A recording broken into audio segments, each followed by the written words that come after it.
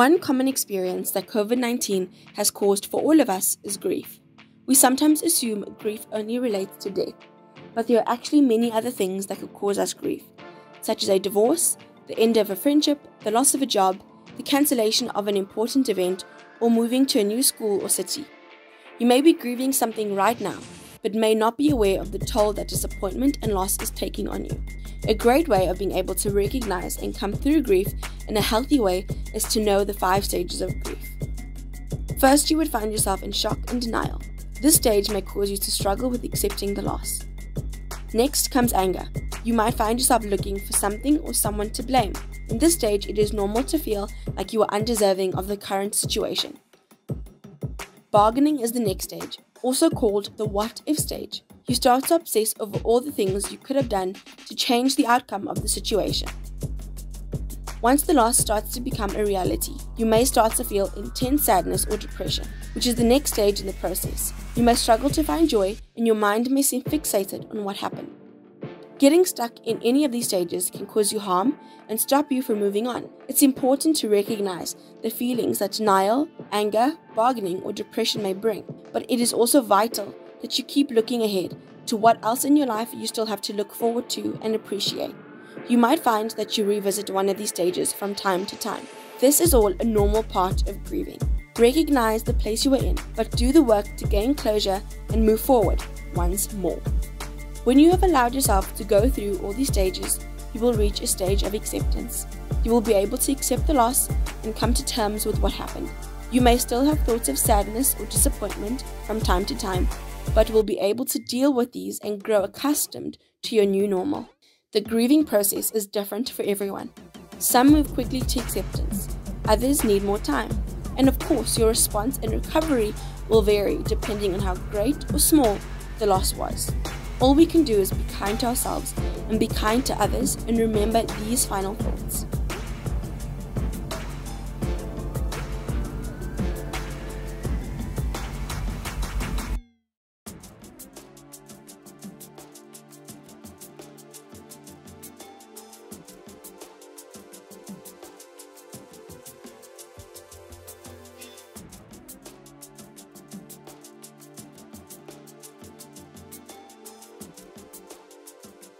One of the hardest things to navigate can be bad news about someone you love.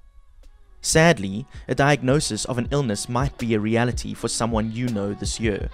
When we think of someone we love being diagnosed with an illness such as cancer, HIV, or now COVID-19, we may feel overwhelmed, scared, or imagine the worst possible outcomes. While feeling this way is totally normal, some of our ideas about what life with a sick family member may be like could come from stigmatization and stereotypes about certain illnesses. A stigma is a negative, shameful idea or belief attached to something that society has labeled. It can also be related to things like race, gender, religion, culture, or disability.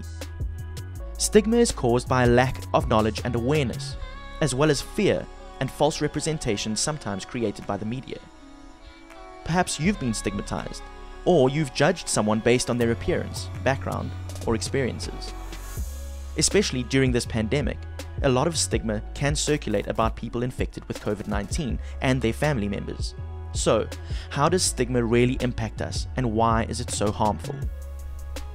Stigma makes people feel misunderstood, rejected, and alone. It could cause people to hide their symptoms or illnesses out of fear of discrimination and prolong them seeking medical attention. It not only affects the person who is ill, but stigma also hurts the family and friends of that person. So, how do we stop stigma? Spread the facts. The best way to beat stigma is to properly educate ourselves and the people around us about medical illnesses. Share facts and accurate information about the illness to challenge the lies spread by myths and stereotypes. Realize that your words matter.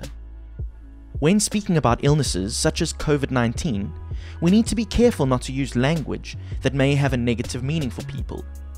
The words we use when speaking about someone with an illness should be respectful and empowering. Don't joke about illness. You never know who might have someone they love struggling at home. Avoid teasing your friends with comments like, you have corona, or she's going to infect us all, as these comments only build more hurtful stigma. Become an ally. Look for opportunities to support people who are stigmatized. This could be by joining a community group, showing support online, or just speaking up when people around you say ignorant or judgmental things. When someone we love becomes sick, it is normal for us to want to find ways to help them, but it is important that we know that there's only so much we can do. You can't control or fix situations like this, so be as helpful as you can, but remember to be kind to yourself too. If someone you know does get sick, how should you respond? Allow yourself to feel. Sometimes trying to ignore or avoid our feelings can cause more stress. Acknowledge when you are overwhelmed or need a break. Reach out for support. Find someone or a group of people that you can lean on. You are not alone. It's important to let your school know that there is extra pressure at home. Get informed. Speak to health professionals about the diagnosis and what it really means. Do not let fear drive your thinking, but get the facts. You can also learn about the recovery process and how best to assist. Be honest, but kind. The person doesn't want to feel awkward or isolated around you, so ask them questions and share how you are feeling. Offer your support. Let them know that you are there for them. Offer practical help like doing chores, shopping or cooking, or just show your support through a letter or a song. Listen, sometimes this is the best thing that we can do for people who are struggling and in pain. Allow them space to express how they really feel.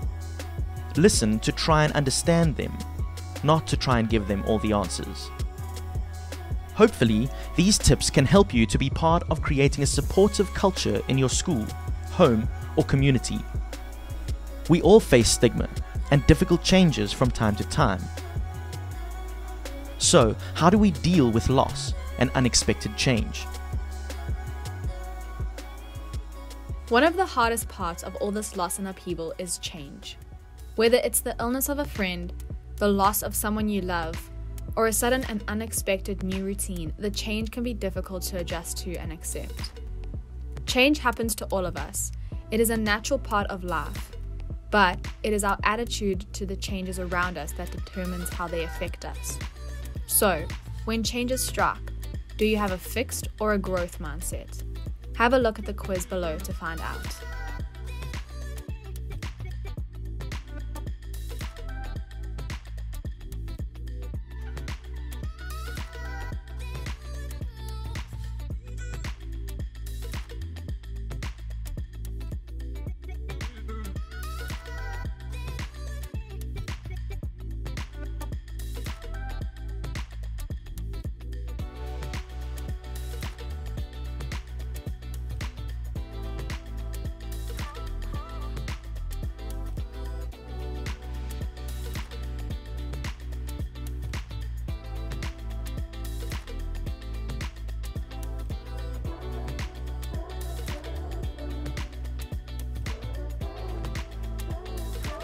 So how did you do? Do your thoughts lean more towards the fixed mindset or the growth mindset? Make a choice now to change your mindset and be honest with yourself about how this season of disruption and loss has affected you. In Lesson 1 and 2, we looked at building your resilience and recognizing that our lives are a lot like a tree. The roots we develop will determine the kind of lives we lead. We hope that you will choose to have a growth mindset going forward, especially as the world struggles to adjust to the lasting impact of COVID-19. While choosing a growth mindset can seem like the harder choice in the moment, it will ultimately lead you to a greater success and a more positive outlook on life. A growth mindset also means encouraging others when they experience loss or difficult times. If you choose not to fall back on old stigma, but instead grow in your understanding and empathy, you will develop fruit in your life that draws others to you. Remember, a growing tree is a healthy tree. Or, put another way, life is like riding a bicycle. To keep your balance, you must keep moving. Albert Einstein.